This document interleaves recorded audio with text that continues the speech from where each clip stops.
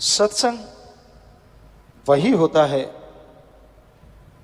यहां आने से इंसान को सोची आए, समझ आए, यहां आने से उसका जमीर जाग जाए, यहां आने से उसे सच का पता चले। रजो तमो सतो ये गुण है, सच और झूठ गुणों में आ जाता है। लेकिन यहां जिस सच की बात कर रहे हैं वो सच ओम हरि अल्लाह वाहिगुरु गॉड है। वो एक ऐसा सच जो जान ले, जो उसे मान ले,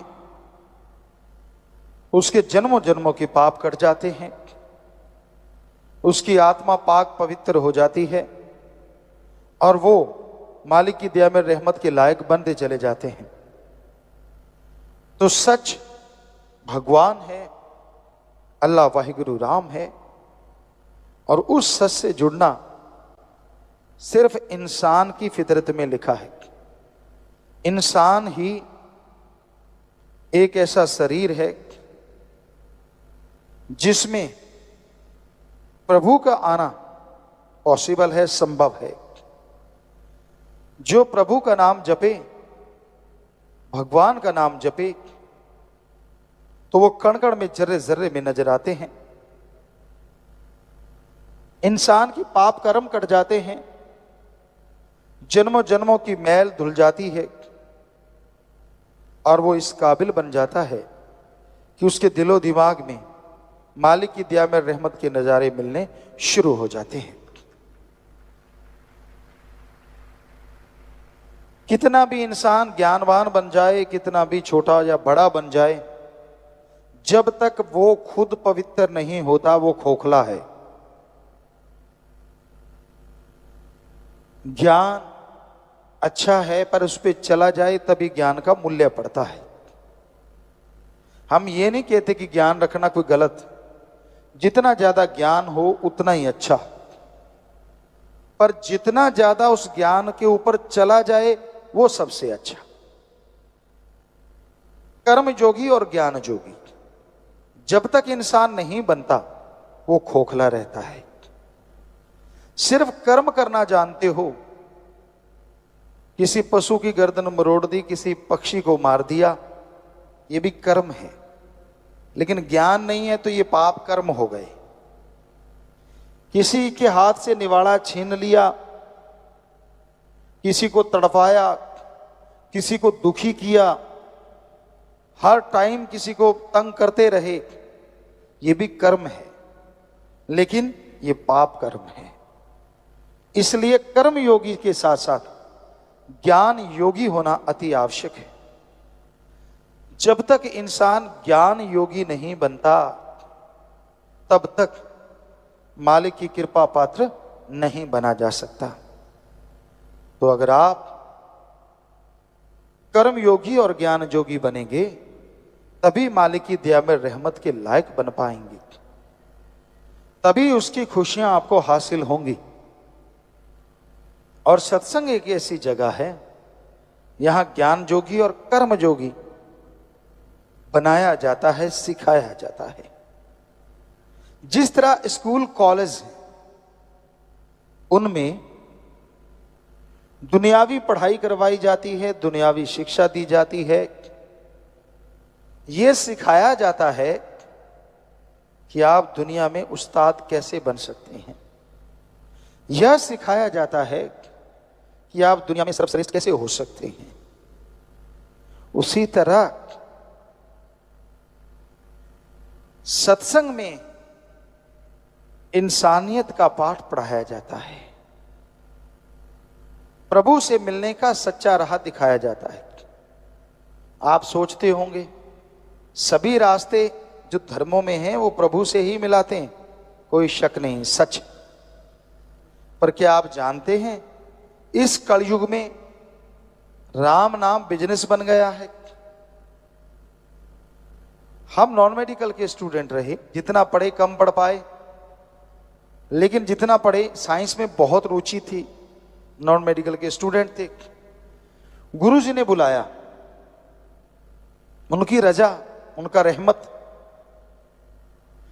घर में भी धर्म थे, पवित्र गीता, श्री गुरु नानक देव जी की जन्म साखी, सुंदर गुटका और भी शायद रामायण, ये ग्रंथ घर में थे, पढ़ा करते थे। गुरु जी ने बोला कि सभी धर्मों को पढ़ो, और हमने उसी वैज्ञानिक दृष्टिकोण से सभी धर्मों को पढ़ा। सभी धर्मों में ये तो लिखा है ओम हरि अल्लाह वाहिगुरु गॉड देता है, पर यह नहीं लिखा कि वो लेता है। सच यही है, ओम हरि अल्लाह वाहिगुरु गॉड खुदा रब दाता था, दाता है और दाता ही रहेगा, वो मंगता नहीं हो सकता। और यह भी सच है, वो देता था, देता है और देता ही रहेगा, मांगने का कायदा आना चाहिए। ऐसे नहीं होता कि आपने इच्छा करी और वो पूरी हो गई, नहीं। क्या आप इच्छा करें, 5-7 साल का बच्चा कोई इच्छा कर ले कि मुझे पीएचडी की डिग्री मिल जाए तो मिल जाएगी? कितना भी भ्रष्ट युग है, 7 साल के बच्चे को पीएचडी की डिग्री नहीं मिल सकती। हाँ, बड़े वाला तो कहीं भी कुर्सी के नीचे से दाएं से डाल के ले सकता है, लेकिन 7 साल के बच्चे को कौन देगा? नहीं हो सकता। वैसे तो कलयुग है, कुछ भी हो सकता है, लेकिन अगर वैसे कायदे से देखा है, डॉक्टरेट की डिग्री, मास्टर डिग्री ऐसे नहीं हासिल होती, उसके लिए जिंदगी के 20-25 साल लगाने पड़ते हैं। तो जरा सोचिए, ये किताबें तो सामने हैं, वो अल्लाह, वो वाहिगुरु, वो राम, वो गॉड जो दिखता नहीं, क्या उसके लिए 16 साल नहीं, 20 साल नहीं, 5 साल नहीं, क्या 2-4 महीने लगातार नहीं लगाने चाहिए उसका रिसर्च करने के लिए? लगाने चाहिए। अगर कोई लगा दे तो यकीनन मालिक के नजारे मिलेंगे और उसका रास्ता 100% नजर आएगा। पर 2 महीने होते हैं। आप घंटा सुबह घंटा शाम भक्ति करी और पूछते हैं भक्ति करी, कहते हाँ आज एक दिन भक्ति करी। एक दिन थोड़े ही ना, 2 घंटे। घंटा सुबह शाम अगर 2 महीने करोगे तो हमारे ख्याल से 5 दिन और रात बनेंगे। 2 महीने तो बहुत दूर जाके बनेंगे। कैलकुलेट करो, टाइम है। तो ये जरूरी है कि आप सही समय के अनुसार भक्ति करें, फिर उसके नजारे ना मिले तो कहें कि हमारे धर्म झूठे।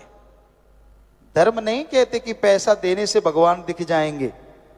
धर्म नहीं कहते कि कपड़ा चढ़ाने से भगवान दिखेंगे। धर्म नहीं कहते कि धूप में तड़फने से, पाखंडवाद करने से भगवान दिखेंगे। सवाल ही पैदा नहीं होता। धर्म हमारे सारे कहते हैं भगवान का गुरु मंत्र, कलमा, मेथड ऑफ मेडिटेशन, वो एक तरीका है। बाय नेम उस गॉड को पुकारो तो वो गॉड जरूर मिलेगा, जरूर आएगा। एक छोटा सा बच्चा, हम सब आए हैं इस उम्र से गुजर के, जब उसे भूख लगती है, हमारी संस्कृति की बात करते हैं, अभी भी मरी नहीं है, जैसे उसे भूख लगती है वो रोता है तो मां कैसे दौड़ी चली आती है। क्यों? बच्चा रोया है, या तो भूख लगी है, या उसका कुछ दुख रहा है, तकलीफ है, बाथरूम ना कर दिया हो, गिल्ला ना हो गया हो, मां आती है ना दौड़ के।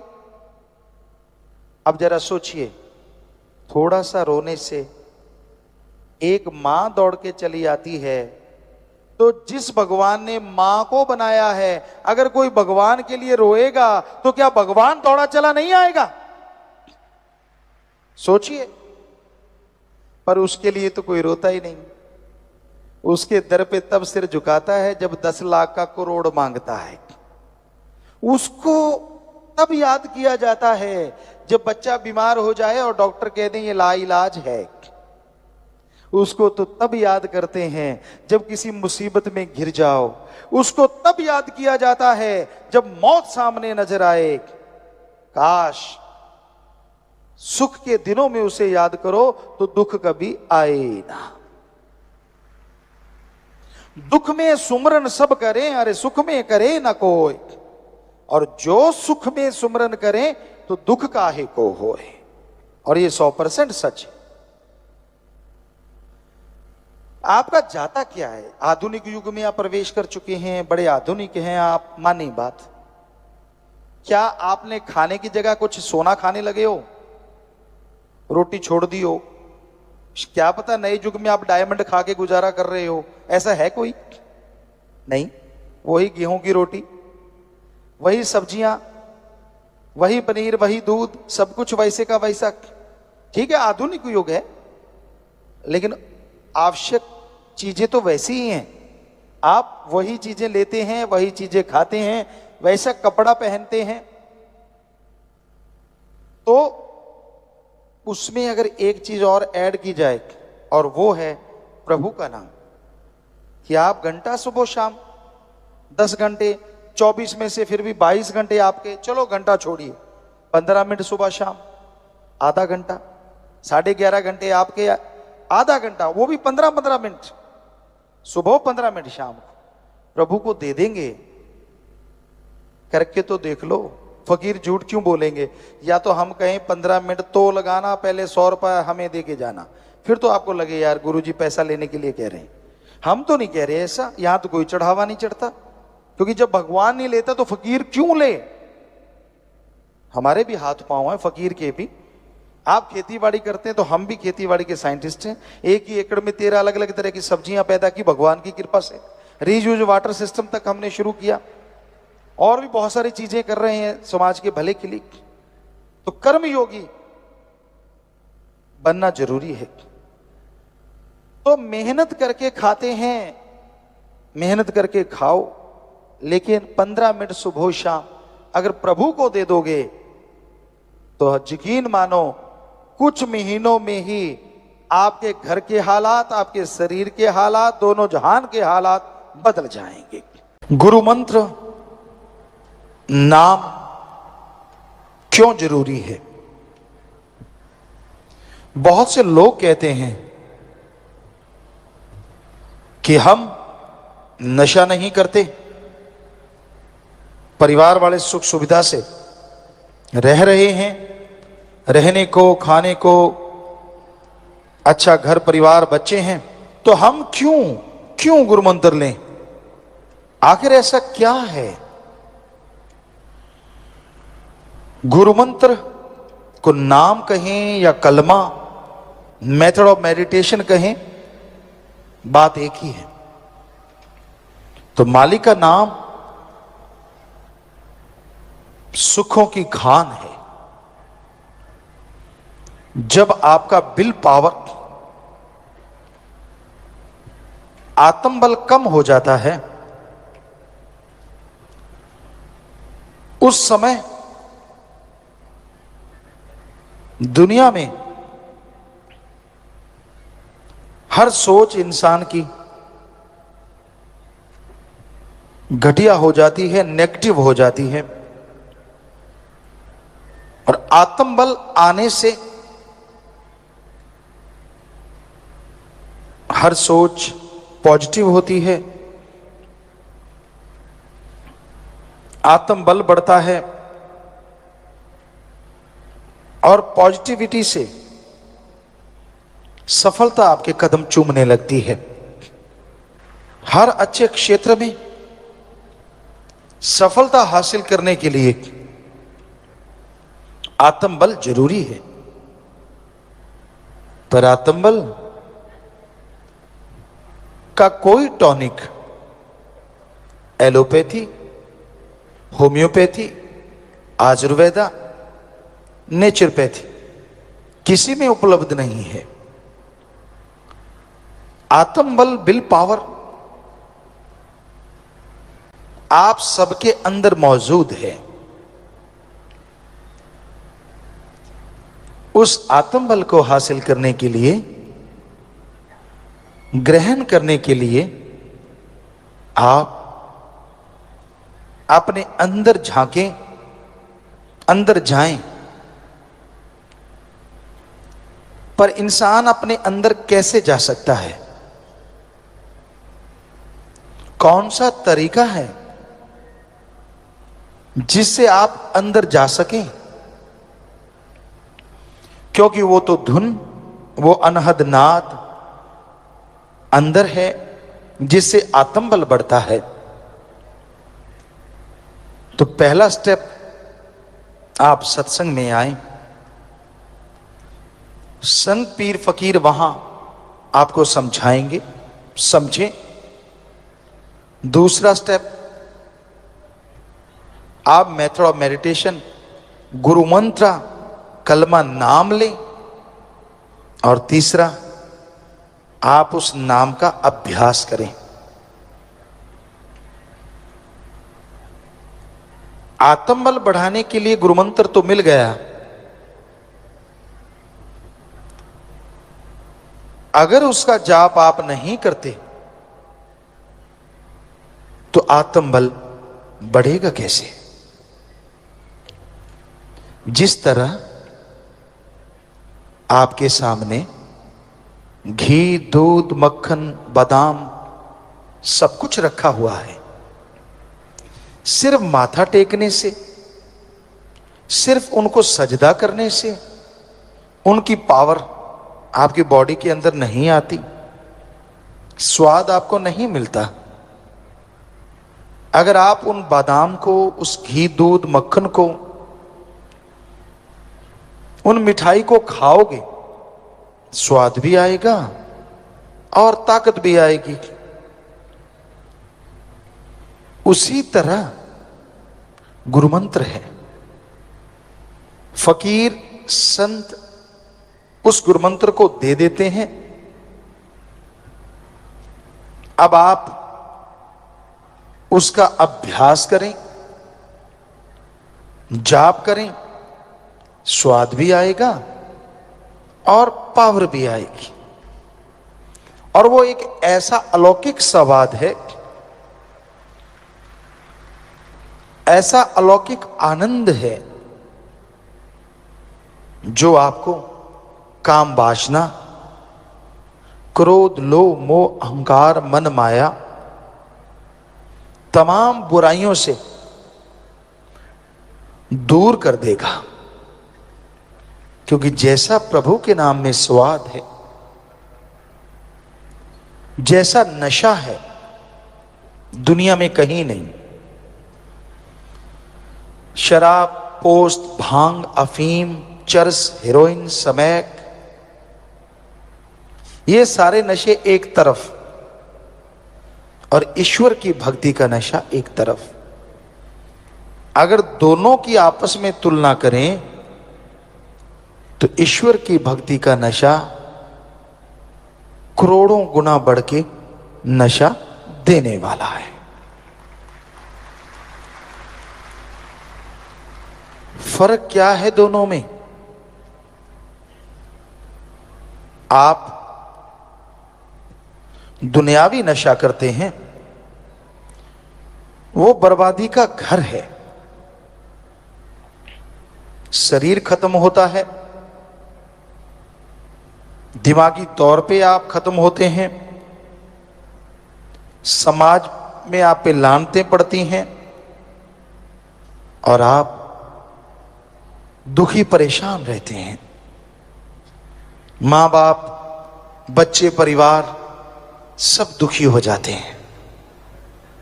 ज्यों ज्यों नशा करते जाएंगे आप दुनियावी,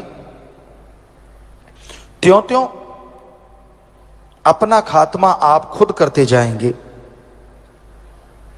पर ईश्वर के नाम का नशा, राम नाम का नशा, जो आप घर बैठे बिठाए कर सकते हैं, घर गृहस्थ में रहते कर सकते हैं, जैसे जैसे जाप करते जाएंगे, जैसे जैसे वो नशा करते जाएंगे,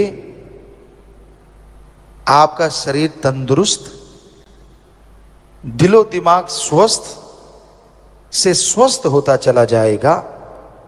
घर परिवार में खुशियां, रौनक आनी शुरू हो जाएगी और समाज में लोग आपकी इज्जत करेंगे।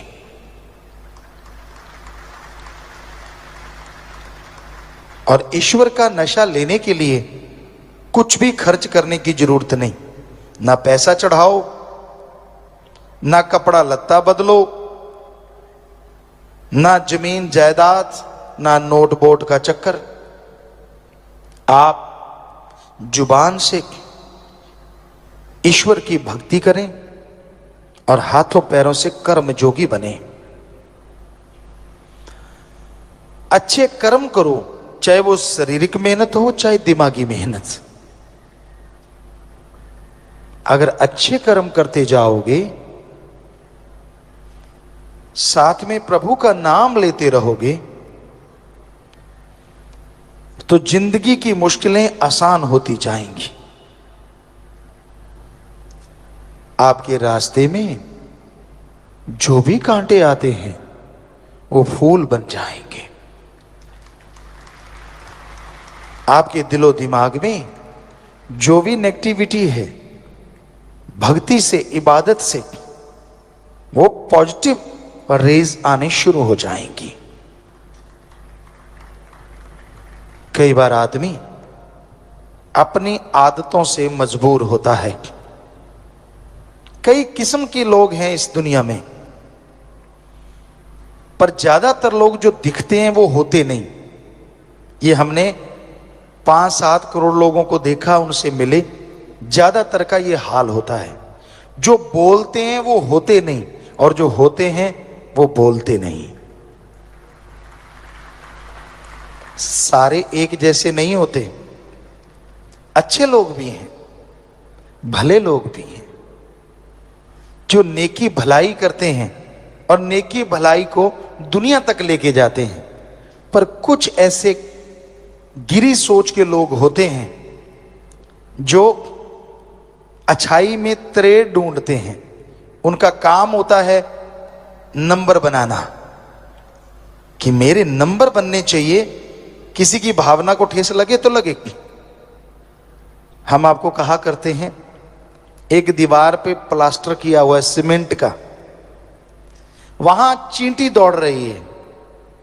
वो चींटी ये देखने नहीं आई कि दीवार कितनी खूबसूरत है, चींटी ये देखने आई है कहीं त्रेड़ मिल जाए तो घुस जाऊं। सो इस तरह के भी लोग होते हैं। लेकिन राम नाम में तो कोई त्रेड़ होती ही नहीं।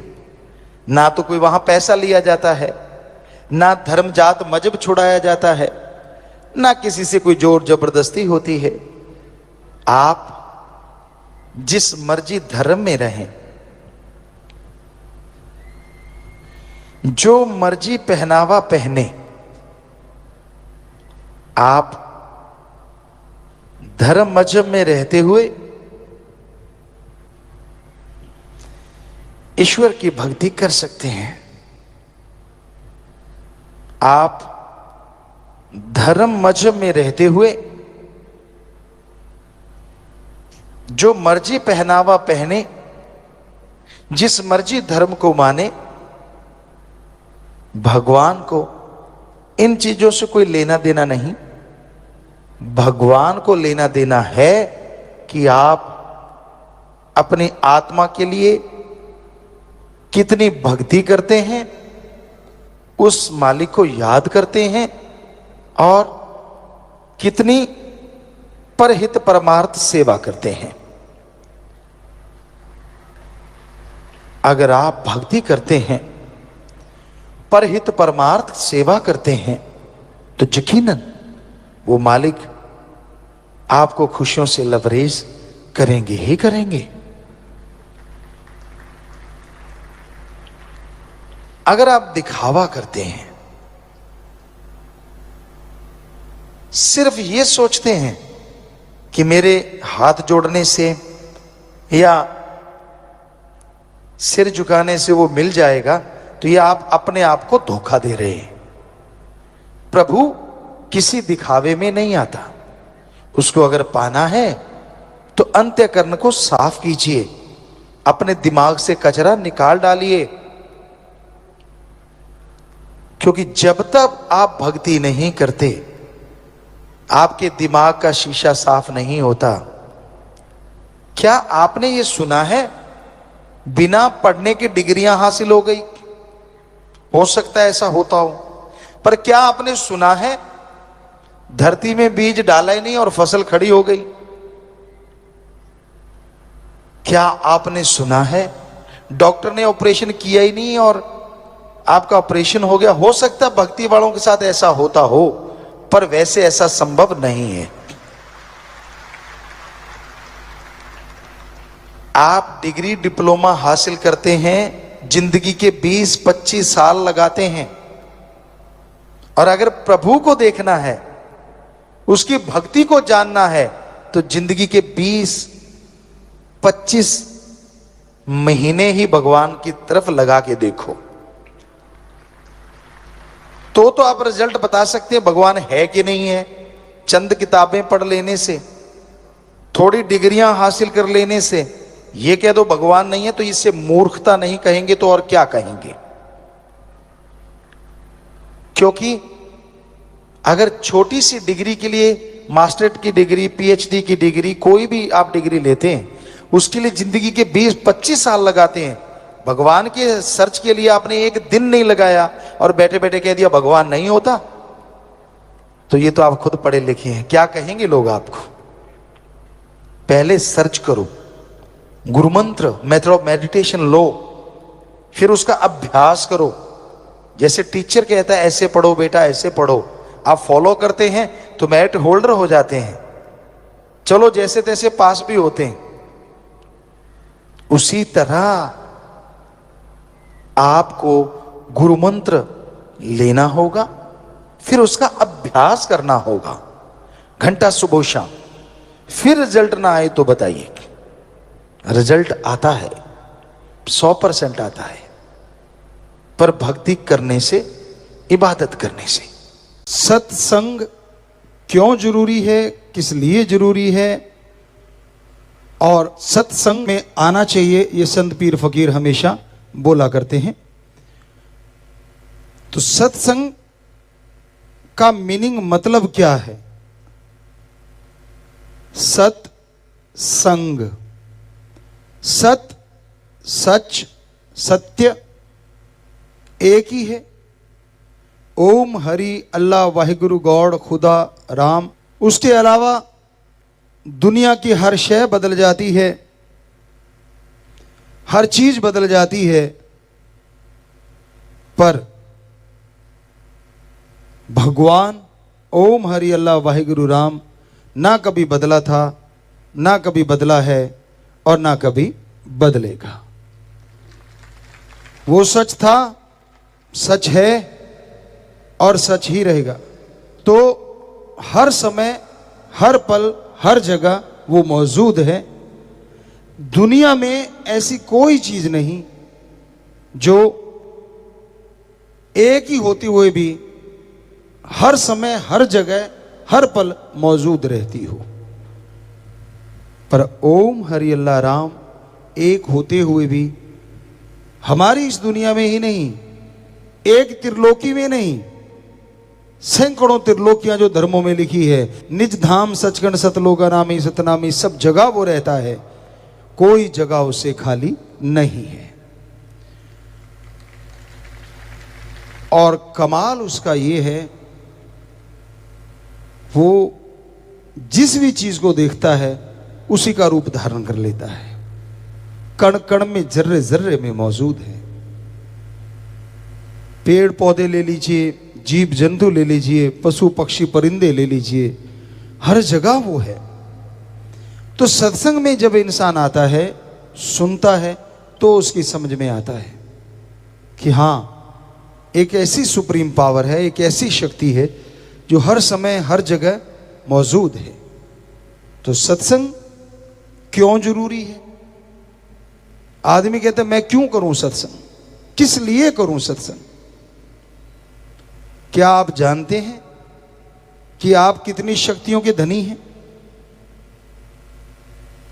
शायद आप सोचते हो कि मैं तो सब जानता हूं, मेरे में इतनी अकल है, मैं इतना पढ़ा लिखा हूं, मेरे में इतनी समझ है, मेरी बॉडी स्ट्रेंथ ये है, मेरी माइंड स्ट्रेंथ ये है, इत्यादि इत्यादि इत्यादि। तो आप सोचें कि मेरे को तो सारा पता है। जी नहीं, ये तो 100% में 1-2% ही आपको पता है। यहां तक साइंटिस्टों की बात करें, वो भी कह रहे हैं हम तो इंसानी शरीर को 10 से 15% ही पढ़ पाए हैं।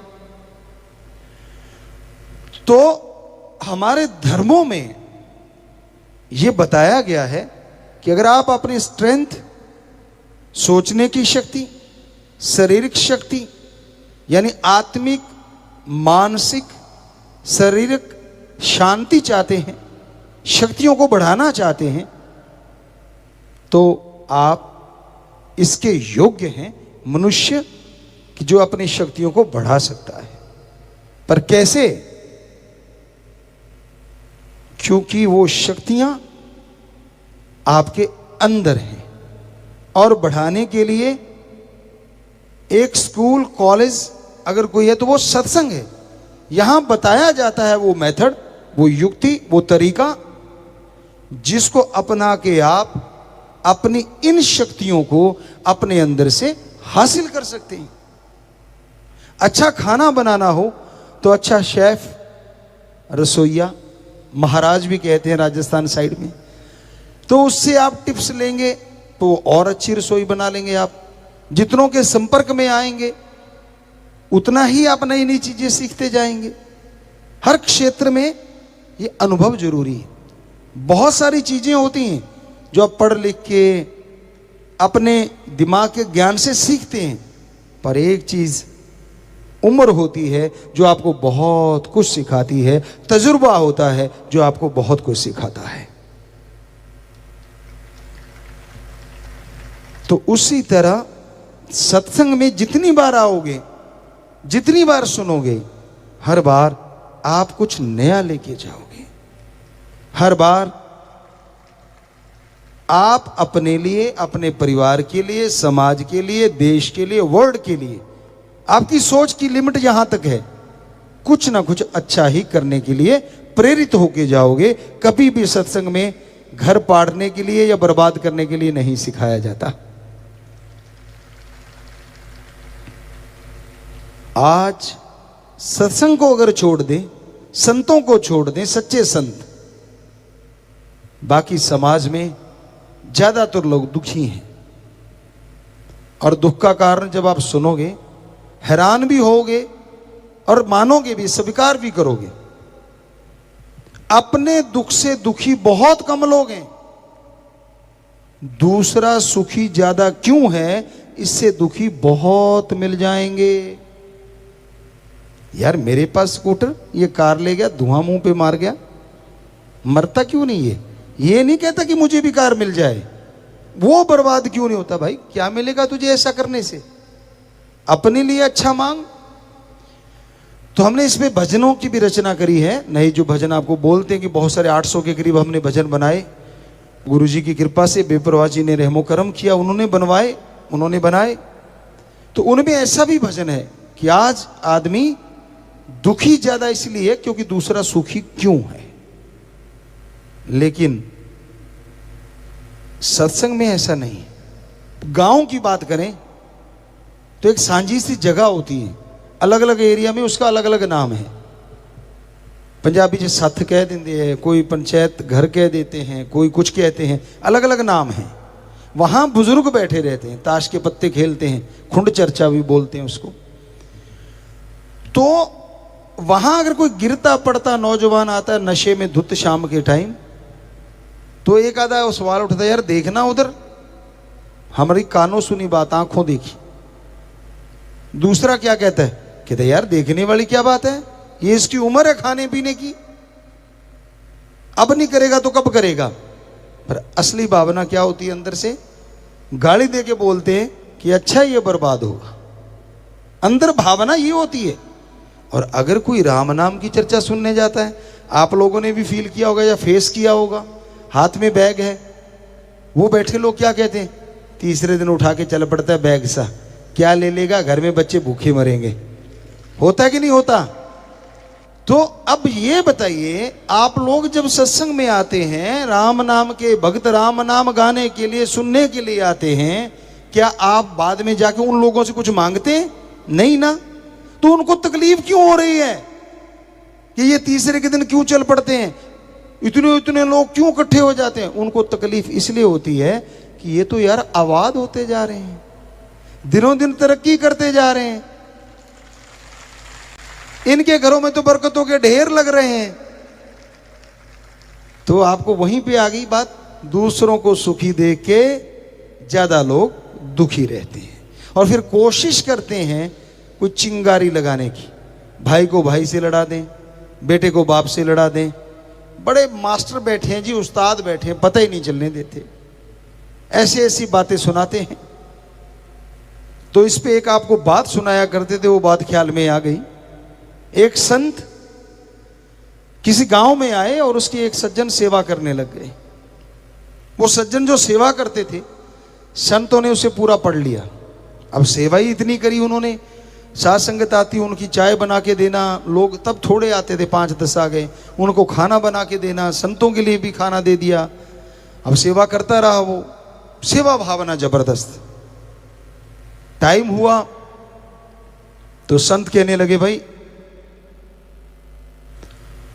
हम तो जा रहे हैं अब और नगर के लिए, पर आपने बहुत सेवा की, बोलो आपको क्या वरदान दे। मां के बेटे ने एक बार भी ना नहीं करी।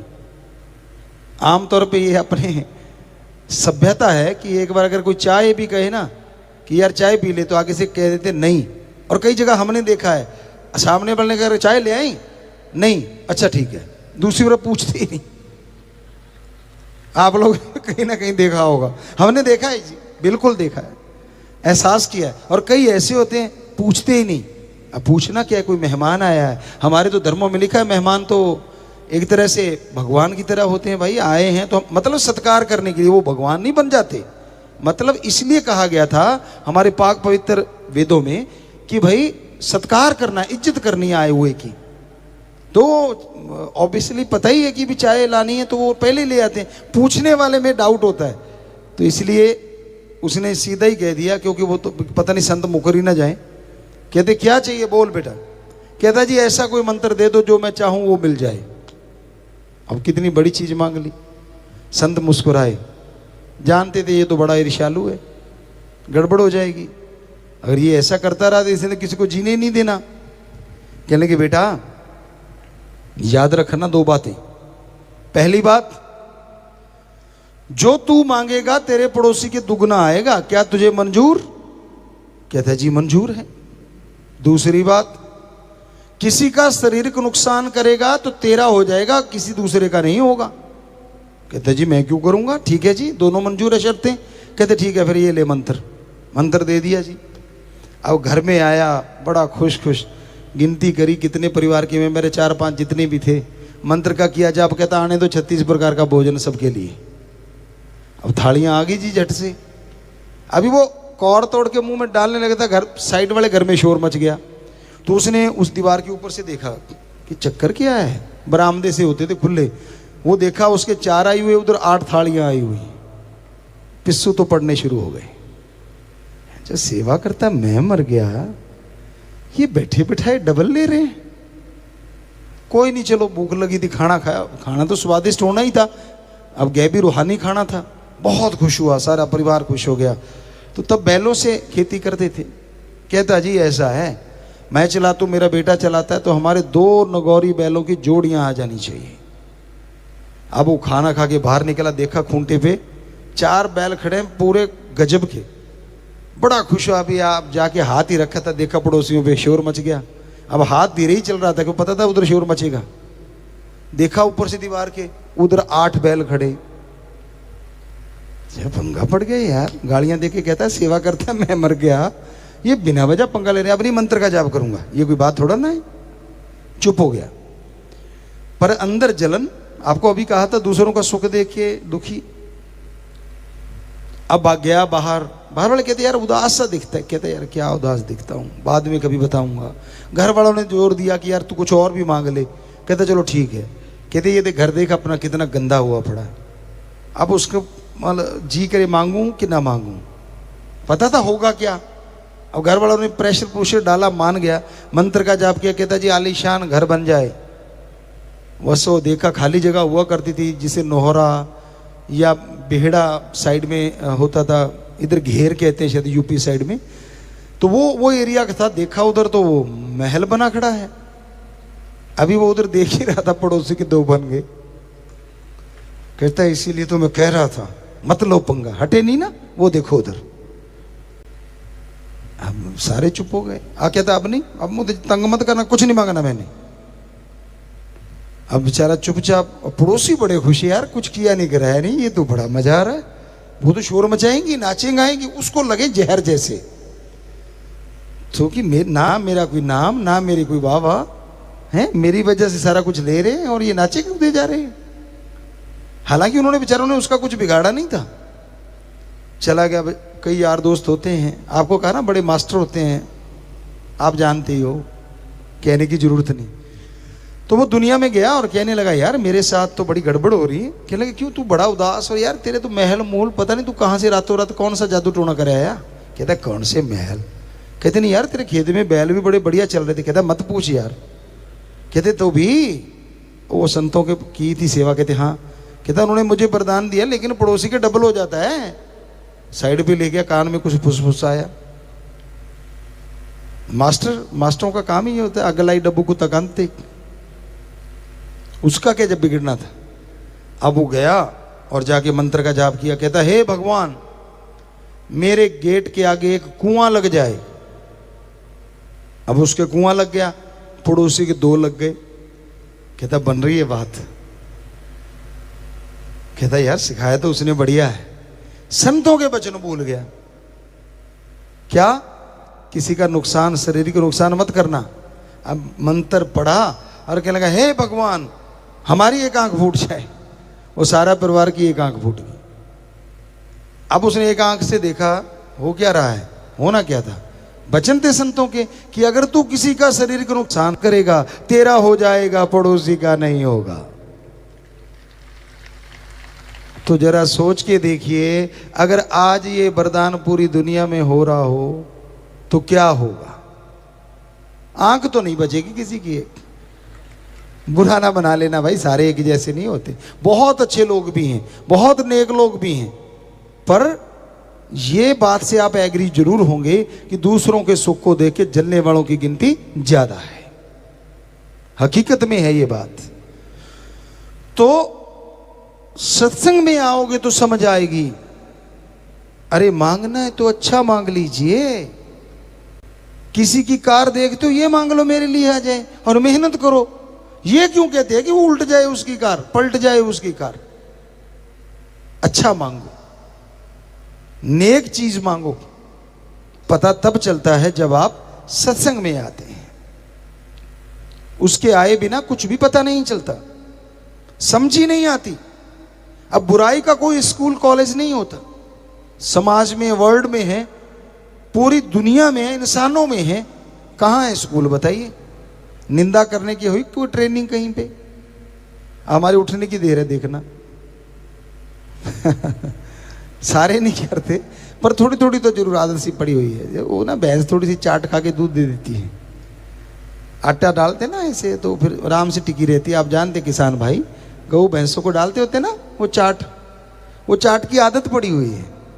कितना ही समझा लें हम, देखना वो कैसी बैठी थी, देखना वो कैसा था। तो आप सारे जानते हो, मेरे आगे सिर कर दिया, उन्होंने जानबूझ के किया, ऐसे थोड़ा ना। अब चाहे उसकी हाइट ज्यादा हो, और बेचारी का हो गया भाई, तो आगे निंदा चुगली नहीं बाजा है। आप कितने समझा लें, चाट थोड़ी थोड़ी चलती रहती है, फिर चापलूसी चलती है। अब आपके पास, आप बड़े अमीर हैं, राज पहुंच है, बड़ा ओहदा है, तो जी फिर मत पूछो। पंजाबी जी कहते कौली चट, बुरा ना मनाए उपराओ। कोई निकल जाती है बात, मुंह में आया रहती नहीं, पहचान ही नहीं आती। आप कुछ भी बोलो, कई तो ऐसे होते हैं आपके बोल को गिरने नहीं देते। हाँ जी बिल्कुल ठीक है, आप जो बोल रहे बिल्कुल सही है। हम भी फेस करते हैं ये चीजें, हम कौन सा झूठ बोल रहे हैं। हम कुछ कहते हैं हाँ जी बिल्कुल, हमने अरे टिक भाई, अभी तो आधी बात हुई है, हमें पूरी तो कर लेने दे। तो ये चलता है। ये दूसरा ये हो गया। तो क्या चापलूसी की कहीं ट्रेनिंग है? कहीं निंदा चुगली के स्कूल हो, चापलूसी करने के कहीं स्कूल हो, बेईमानी करने के कहीं स्कूल हो, कैसे किसी की जेब काटनी है इसके कोई स्कूल हो? शायद थोड़ी ट्रेनिंग देते होंगे जेब काटने की तो शायद। तो कितनी और बुराइयां हैं, काम वासना है, क्रोध है, लोभ है, मोह है, अहंकार है, मन है, माया है, बहुत सारी चीजें हैं। क्या इनकी ट्रेनिंग है कहीं पे? नहीं है। ऑटोमेटिकली इंसान के अंदर रजो तमो सतो गुण हैं, उनको अवगुण के में बनाते हुए पता नहीं चलता कब। वैसे तो ये गुण है, पर अति हो जाए तो ये अवगुण हो जाते हैं। तो कहने का मतलब आज समाज में बुराइयां ज्यादा फैल रही हैं। आपके दिल की बात कह दो तो कहने वाला सही है, दिल की बात नहीं कही तो कहने वाला जहर जैसा लगता है, कड़वा लगता है। पर संत क्या करें, उनका तो काम ही सच बोलना होता है। चाहे कोई कुछ भी कहे, कुछ भी तसीहे दे दे, सच बोलने से संत ना बाज आए थे, ना आए हैं और ना कभी आएंगे। संत ही झूठ बोलेगा तो यकीन किस पे करेगा आम आदमी। हमारे पास कई सज्जन आते थे और कहने लगे गुरुजी आपके पास आते हैं ना तो एक दिक्कत आ जाती। हमने कहा क्या? कहते हम सोच सोच के बोलना पड़ता है कि गुरुजी के सामने तो कम से कम सच बोलो, सारा दिन तो सबको बेटे बेटे देते रहते हैं, बेटी तो देते ही नहीं। सो बुरा ना मनाना भाई, समझने वाले समझ गए होंगे, हम तो वैसे इशारा सा किया है। सो आज समाज में ज्यादातर लोग झूठ के पुजारी हो गए हैं। यहां जरूरत पड़ती है वहीं सरका देते हैं। सच तो कभी कभार ही जुबान पे आता है, क्योंकि अपना बिजनेस चलाना है, व्यापार चलाना है। कहते गुरुजी आपको बड़ा पता है, उसके लिए 100 झूठ बोलने पड़ते हैं। लागत मूल्य पे दे रहा हूं तो फिर दुकान कैसे खोल ली इतनी बड़ी? अगर लागत मूल्य पे दे रहा है तो ना जी मैं तो कुछ भी नहीं लेता जी, हम कौन सा दे रहे हैं गिफ्ट, अच्छा आने दे मेज के नीचे से हाथ। तो मतलब बुरा, अब कड़वी बात तो कड़वी होती है भाई, क्या किया जाए। ज्यादातर ये चलता है समाज में और चल रहा है पूरे वर्ल्ड में। तो इसकी ट्रेनिंग कहां से ले ली? बीच में उस्ताद बैठे होते वहां से तो ले ली होगी, लेकिन क्या इसके स्कूल कॉलेज यूनिवर्सिटी है कोई इन चीजों की? नहीं है ना। पर जब राम नाम लेना होता है तब इस सत्संग रूपी स्कूल कॉलेज में आए बिना समझ ही नहीं आती सच क्या है और झूठ क्या है। इसलिए बेपरवाह जी ने यही भजनों में समझाया है कि सत्संग में आओ, सत्संग सुनो, विचार करो और अमल करो। आप सुन ली आपने बातें, खुश हो लिए, कड़वी भी लगी होंगी भाई, करारी सी भी लगी होंगी और कईयों को बकबकी लगी होंगी, लेकिन कईयों को सही लगी होंगी। कई ओपन माइंड होते हैं, कई नैरो माइंडेड होते हैं। ओपन माइंड वाले को लगता है हाँ यार इसमें कुछ गलत तो कहा नहीं और हमें इसमें कोई लाभ भी नहीं है। यकीन मानिए हमने कोई दुकान नहीं खोली हुई भाई, ये सुनाने के बाद पल्ली बिछाएंगे या आपसे कोई पैसा लेंगे या कोई चंदा काटेंगे, ऐसा कुछ नहीं है। हम तो आपके सेवादार, चौकीदार, नौकर हैं और राम जी से अपनी तनख्वाह ले रहे हैं, और वो भी उनके इश्क की, उनके प्यार की, उनके मोहब्बत की।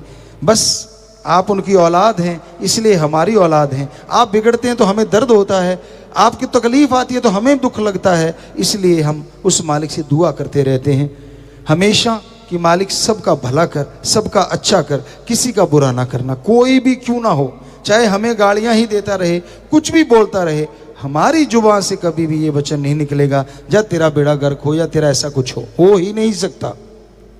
हम तो यही कहेंगे कि मालिक तेरा भला करे।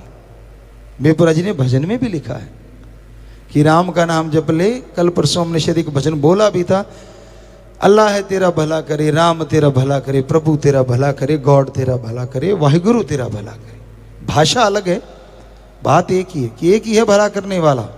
ओम, एक ओंकार, ला इलाहा इल्लल्लाह, अल्लाह ताला एक है जो द सुप्रीम पावर गॉड। सो एक ओंकार, तो कहने का मतलब वो एक शक्ति, एक ताकत है, उसका नाम लीजिए, वो आपका भला करेगी, वो आपको स्ट्रेंथ देगी, विल पावर देगी, शक्ति देगी, जिसके द्वारा आप बुलंदियों को छू सकेंगे हर अच्छे नेक काम में, हर भले काम में।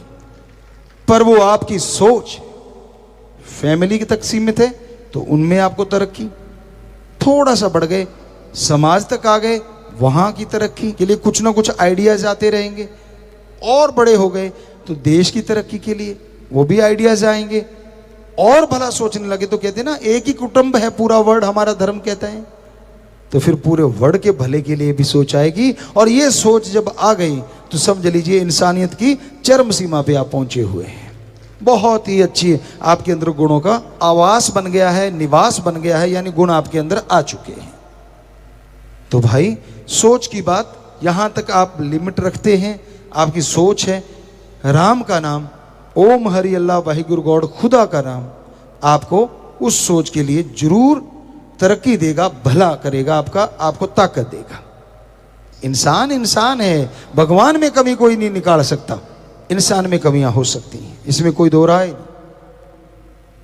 सतगुरु में नहीं हो सकती, पीर फकीर संत सच्चे रूहानी सूफी नहीं हो सकती। दुनिया लाख कहे, कुछ भी कहे, कबीर जी को क्या छोड़ा, श्री गुरु नानक देव जी महाराज को क्या छोड़ा, कितने संत पीर पैगंबर ले लीजिए आप, और आज उनकी वाणी को हर कोई नमन करता है, सत्कार करता है, इज्जत करता है।